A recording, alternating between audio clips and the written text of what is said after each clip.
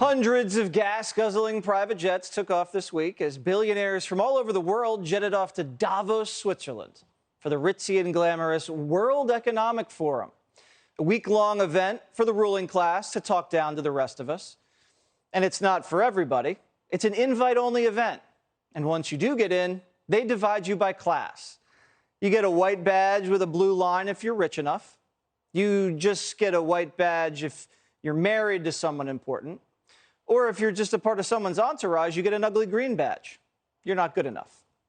They keep the elites together, and they have their own little police state to make sure these people are focused on ruling the world. If you're not from CNN or the New York Times and you show up uninvited, they'll probably arrest you. And it's all headed up by a guy named Klaus Schwab, who's pretty much running a one-world government here. He kicked off the week by saying the future is theirs, not yours. The future is not just happening. The future is built by us, by a powerful community as you here in this room. We have the means to improve the state of the world. And the way they start is by tracking you. If you go deep in the weeds in what these people are saying at this place, they're openly scheming up some of the craziest plans you'll ever hear of, like tracking your carbon footprint. We're developing, through technology, an ability for consumers to measure their own carbon footprint. What does that mean? That's where are they traveling? How are they traveling? What are they eating? What are they consuming on the platform? So, individual carbon footprint tracker. Stay tuned. You heard it. The one world government wants to keep tabs on what you eat and where you go. All because John Kerry's a little mad that your cheeseburger is wiping out part of the population. People forget, greenhouse gases are pollution. And 15 million people a year die because of the quality of the air around the world. We're dealing with a crisis here, folks. It's a crisis made by human beings.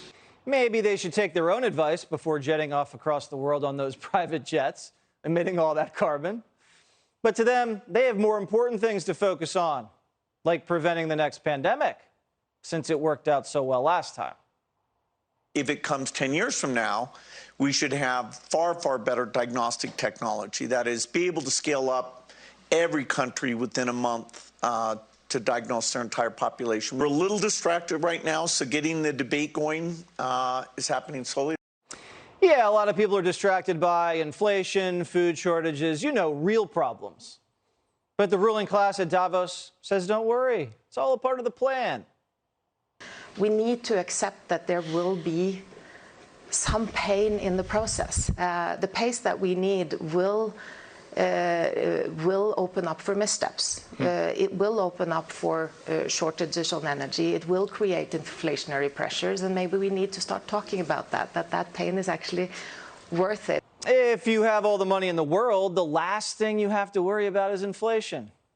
It's our problem, not theirs. They're busy ruling the world. And shady George Soros says if we don't make their ideas a reality, civilization is done for.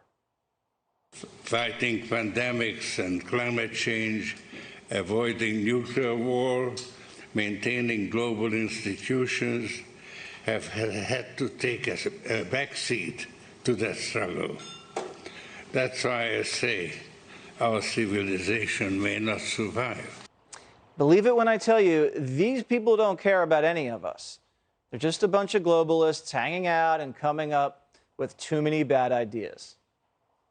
Rand Paul, Kentucky senator, and he joins me now. Should the American people be scared when the richest people in the entire world get together at a swanky conference and hatch these crazy ideas about how to make our lives better? Well, if they really cared, they could have ridden with me. I was on a plane this morning. I was A category on Southwest Airlines, and, hey, that's something. Wasn't a private jet, but they could have saved. When you're on a private jet, they're spending 5 times as much of a carbon footprint. So if they really cared about that, they could ride on commercial airlines, but they aren't. They're elitist. But the other real danger here that's even more danger than all their phony caring about carbon footprint, the real danger is this. Look how bad your government is in a country where you get to vote for these people. This would be a government, a world government, where you don't get to vote on anybody. This is everybody's worst nightmare. The bureaucracy that we have trouble in our United States because we don't get to vote on them, we vote indirectly. Can you imagine the one world bureaucracy of all these elitists and their private jets that would rule our country and we wouldn't get to vote? So I'm dead set against this. And they used to call people who talked about one world government, they used to say, oh, it's a conspiracy. And we would always say, no, it's in their mission statement. They say it at every meeting. That's what they're for. But lack of sovereignty means lack of freedom, and it means lack of responsiveness, and it's completely antithetical to everything our country stands for. Yeah, and I don't want to put down Bill Gates and these guys. You know, they do a lot for charity. But when you hear them kind of just dismiss inflation, or, you know, oh, you know, you're going to have to go through some pain in order to kind of go with my idea. You know, the American people hear that and they think, come on, man, you're not serious, are you?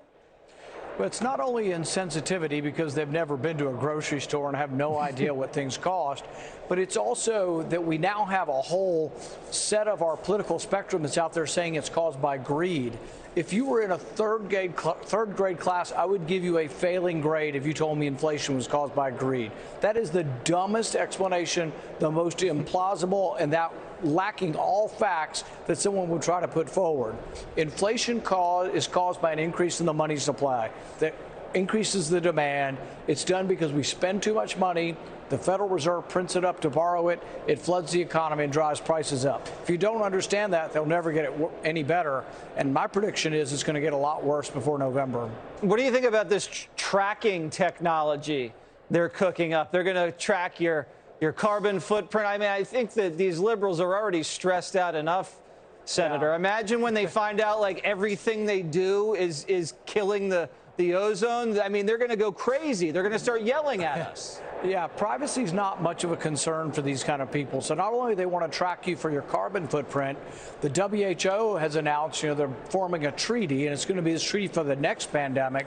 But in the next pandemic, it's not going to be a Washington-based mandate on vaccines or a Washington-based social distancing or masks. It's going to be an international one, and they actually want to track everybody with a QRS code. I think that goes beneath the surface right back here, but I'm not sure how they get it in you. But no, I mean, it's no laughing matter. It is very worrisome. But whenever they talk about it, they have absolutely no concern for privacy. And you're exactly right. They don't care about the individual. They don't know people like us. They've never been on a bus. They've never been on Southwest Airlines. They've never driven a car. Most of them have never even driven their own car. So these are not the kind of people we want telling the rest of us what to do. All right. Senator Rand Paul from Kentucky flies commercial. Let it be known. Thank you so much, Senator.